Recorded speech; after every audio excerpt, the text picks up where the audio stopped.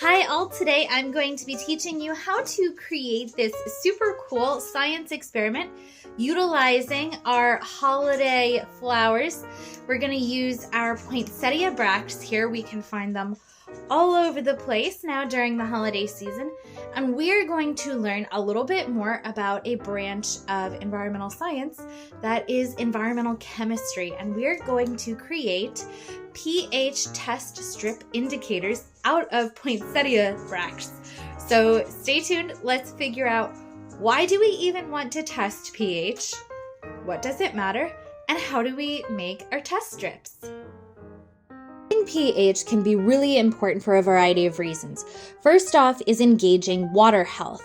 So when we have an aquatic ecosystem, there's a lot of animal life, like these little fish, the salamanders, the amphibians, reptiles, other macroinvertebrates. They're very sensitive to pollution.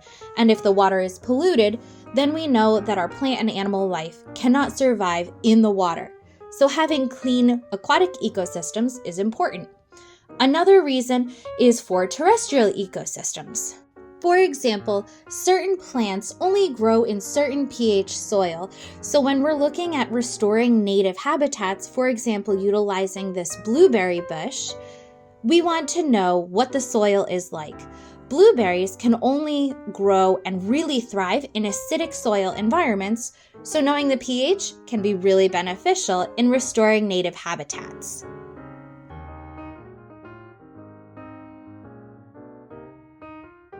So what do we need for this? First off, we need our beautiful poinsettia. So very common to find. I got this one from just the grocery store, but you can go to a greenhouse or a nursery. Find yourself whatever poinsettia you're looking for. Just make sure it's as dark as you can possibly get. You'll also need coffee filters, a clear container, scissors, a plate or something to dry our future pH strips on, and boiling water. But otherwise, that's all we really need for this. So let's get started making our pH strip indicators. So we're gonna get our water boiling, started boiling, and while we're waiting for that to happen, I'm going to take these Poinsettia bracts. These red parts are actually more of a leaf-like structure than a flower. We can see,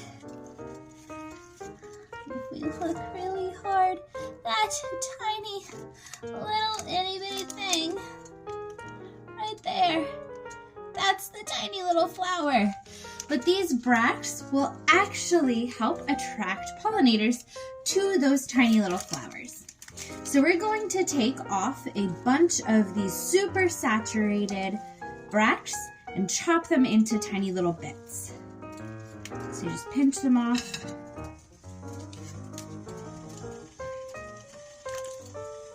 You'll notice that where you have pinched will start protruding with some milky sap, and that is because this is a euphorbia, also called an African milk tree. So they're related to those funny little cacti you see at the greenhouses.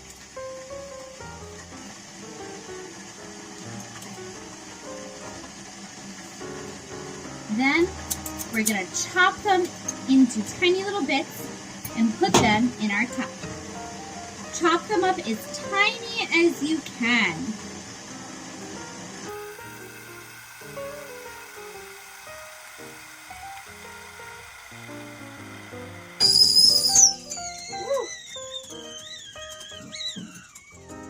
Add your boiling water to your cup.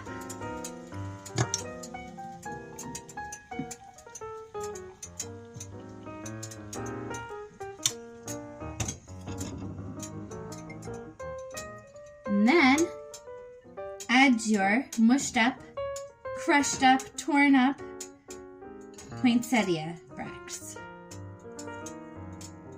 You should notice that the water eventually starts to change colors. It's like we're making a funky tea.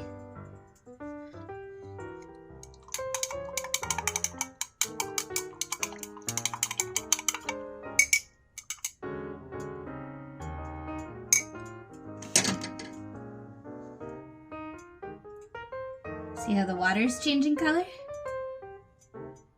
We're gonna let it sit for just a little bit while it steeps. Once we have this nice pink color, you can see that the bracts are even getting like a pale color. Their color is transferring into the water. We're going to filter this out. We're going to filter the liquid from the poinsettia bracts. So we're going to want a little bowl to catch our liquid. From this point on, try not to touch the liquid as much as possible. We don't want oils from our hands or other things to impact our pH indicators. Now, we're going to take another coffee filter and soak it in our pH indicator liquid. Leave a little spot of the filter dry to hold on to. Now we're going to dry our coffee filter on a plate here. Once this coffee filter is dry, we'll cut it into strips that then we will test the pH of our future liquids on. You can put this liquid in the fridge or the freezer to store it for future projects. Alright, now that it's dry, we're going to cut into strips. Again, trying to avoid touching the pinker edge.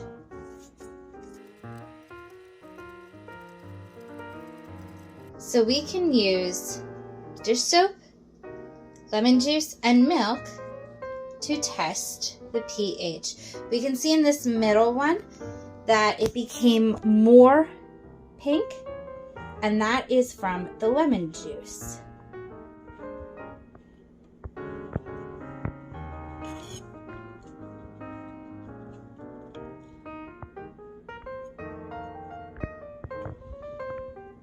Even though the dish soap is a bluish color, we can see that the edges where it's been saturated turning a little more of a greenish color. So you can see the difference between that teal blue and more of a greenish hue on the pH test strip. What else might you test with your leftover strips? Enjoy!